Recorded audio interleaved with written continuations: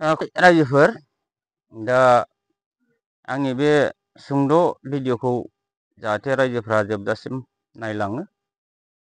आं जाबाय Biswanath district XBLT नि आफादगिरि। दानिसो बुंलांनाय बिथाङा जाहैबाय आंनि नेहाथारि। दा बेवहाय आं बांद्राय बुंनांगौ दं होननानै सानासै। आं माखासे खोथाखौ खोब माने माबा खालामदों, अनुभब खालामदों जे दिनैहाय नांगौबाल' संगठनखौ नागिरो सोरबा सोरबा लिडारफ्रा, खिन्थु नाङाब्लाथ' जोंखौ खबर लाग्रा मानसि गैया। खारना जाहैबाय XBLT खौ रावबो सोरजियाखै, जोंनि हाग्रामा सारासो सोरजिनाय। बे बुस्थुआव दिनैहाय XBLT नि सापर्टखौ मानो नांगौ जाखो? सोरनो नांगौ? दिनै XBLT नि सापर्ट नागिरनानै जे XBLT खौ दिनै सोखावला-सोखावलि खालामनो नागिरदों। हर सान गिदिंलायनानै सोरनिबा सापर्टार नागिरनानै सापर्ट नागिरनानै सिगनेसार लानो नागिरगासिनो दङ। बेफोरो नमसाव गोग्लैयोना गोग्लैया?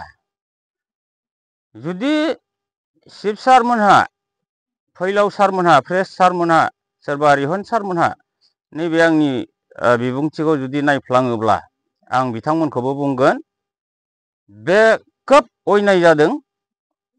जों संगठन हिसाबै बेखौ जों सैज' खालामनो हायाखै। जाहाथे बिदि जानो मोना आरो बेबादि मानसिनो जेबो बिबान होनो मोना, बेखौ जोङो खावलायो सारमोनखौ। बेबादि लिडारखौ जोंनो नाङा। खारन जोंनि जाम्बा गोजा XBLT आ, बे जाम्बा गोजा मानसिफोरखौ सानैखौ क'क्राझाराव लांनानै बिथाङा गोदान राइटिं पेड खालामदों XBLT नि। बेनिफ्राय जेबो रोंथारै मानसिफोरखौ प्रेसिडेन्ट आरो सेक्रेटारि बानायदों। बेनिफ्राय गासैबो जोंनि संगठननि माखासे सिगनेसार खालामदों, गावसोरनो खालामदों। रावबो संगठना बिसोरजों सापर्ट गैया। बिथांमोनहा गावसोरनो सहि लिरदों, गावसोरनो सोरनोबा होनो होननानै थांदों। सोरनोबा होदोंना होआखै खिन्थु जों बेखौ मिथिया। खिन्थु बे खामानिखौ बिथांमोनहा मावदों। दा बियो बे खामानिखौ मावनायनि खारनावनो आं सारमोनखौ बुंगोन, सारमोनहा जाहाथे एसे सिन्था खालामो। बेबादि मानसि थायोब्ला सोरबा BPF बो थानाय नङा, सोरबा XBLT थानाय नङा। खारन जोंहा मावनांगौ जोबाखै। मैया दाखालिसो धेके नांनानै जोङो इलेक्सनाव खुनुरुखुम जों देरहाबोबाय। फैलाव सारखौ देरहाहोबोबाय जोङो। गाबोननो जुदि गुलाय गुजाय जायोब्ला आरो दंबावो इलेक्सना, MLA नि खोथा फैगोन आरो बिनि उनाव BPF नि खोथा फैबावगोन। होमबा दिनैनो जुदि बेबायदि सेरखाय बेरखाय जुदि गासिबो सोरलां बोरलां जाजोबोब्ला, गावजों गाव नांलाय खमलाय जाजोबोब्ला, पार्टिया गावजोबोब्ला जों BPF खौ बोरै लाखिगोन? आंनि खोथाया बे, BPF खौ बोरै लाखिनो हागोन जों? बेबादि नेता थायोब्ला जायगाया गेसाव जायो होनना मिथिखायो। बेनिखायनो आं सारमोननिसिम मोनसेल' रिकुवेस्ट जे जाहाथे बे खामानिया जानो नाङा आरो जानो मोना। आं बेखिनिखौनो बुंबाय। सारमोनहा जाहाथे अननानै बेखौ एसे थागिदा लायो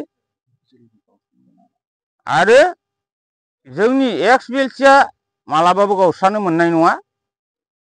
जुदि गावस्रायोबा मा खारनाव गावस्रागोन बेनि खारनखौ जोंनो नांगौ। आरो जुदि गावस्रायोब्ला दिनै हयथ' BPF आबो गलाय गुजाय जानो हागौ, माबा मोनसे रिएक्सन जानो हागौ।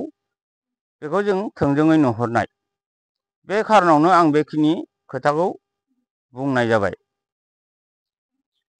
थांनाय 9 अक्ट'बर खालि जाहा आमलायगुरि मुस्रि खरथें बसुमतारी एबा गांगु, जोंनि बिश्वनाथ जिल्ला XBLT वेलफेयार ससाइटिनि आफादगिरि, बिथांनि न'आव जोङो दोलोनि आरो जोंनि आफादनि जथाय सावरायनायाव जोङो थांखि लानाय जादोंमोन दि जोंनि आफादनिफ्राय सोरबा सोद्रोमाफ्रा सोरनिबा जानानै उइदाउट पारमिसन खामानि मावनो नागिरोबा जों बिथांमोननि सायाव गोख्रों राहा लानाय जाथों होननानै जों मोनसे थांखि आजावनाय जादोंमोन। थिग बेबायदिनो जोंहा गहपुर हालामाव नमिनेटेड MCLA नागिरनो थांनायाव बिथांनि जानानै जोंनि थाखानाय XBLTनि आफादफोरखौ जेबो खबर होआलासिनो गोदानै बिथांमोनहा दुर्जन बसुमतारीखौ आफादगिरि फाथिनानै आरो मुस्रि भबेन बसुमतारी बिथांखौ जिल्लानि नेहाथारि फाथिनानै नमिनेटेड MCLA नागिरनायाव खारन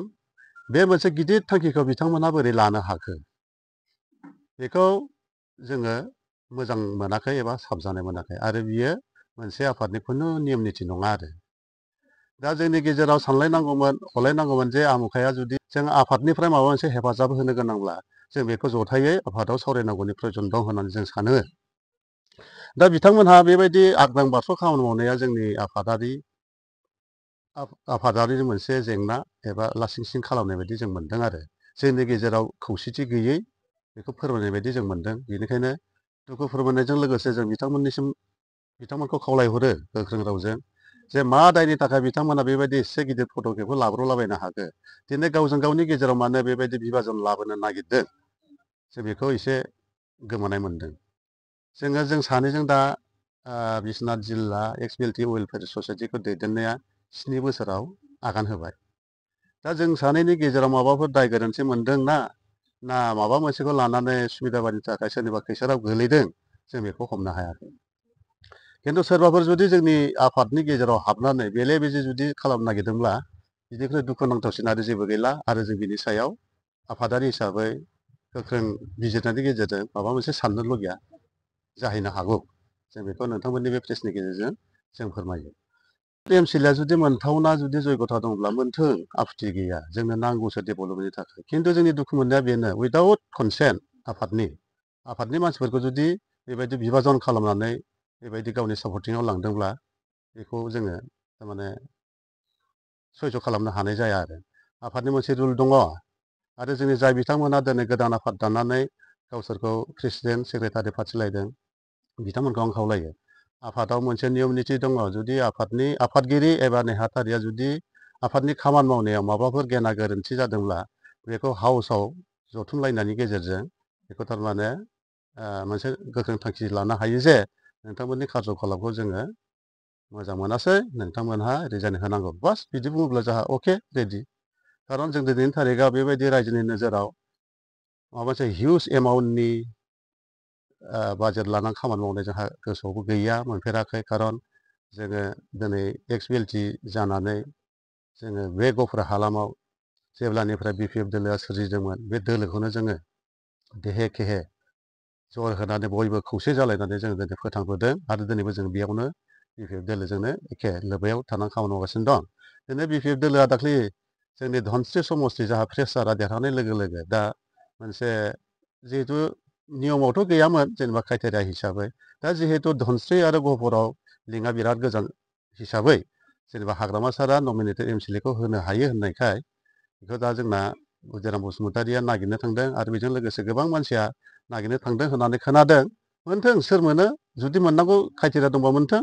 खिन्थु बेबायदि सिखाव बायदियै गावनि सापर्टनि थाखाय बबेबा मोनसे आफादखौ बेबायदि बेले बेजे बोफ्लेनायखौ जोङो हामजानाय मोनाखै आरो बिथांमोनखौ जोङो बे जाय माबा दुर्जन मोसाहारि बिथां, भबेन बसुमतारी बिथांमोनहा जों नोंथांमोननि प्रेसनि गेजेरजों बेखौनो बिथांमोननिसिम मोनसे खावलायहरदों। बिथांमोनहा गावसिनि दाय गोरोन्थिखौ आफादजों सावरायफैनांगौ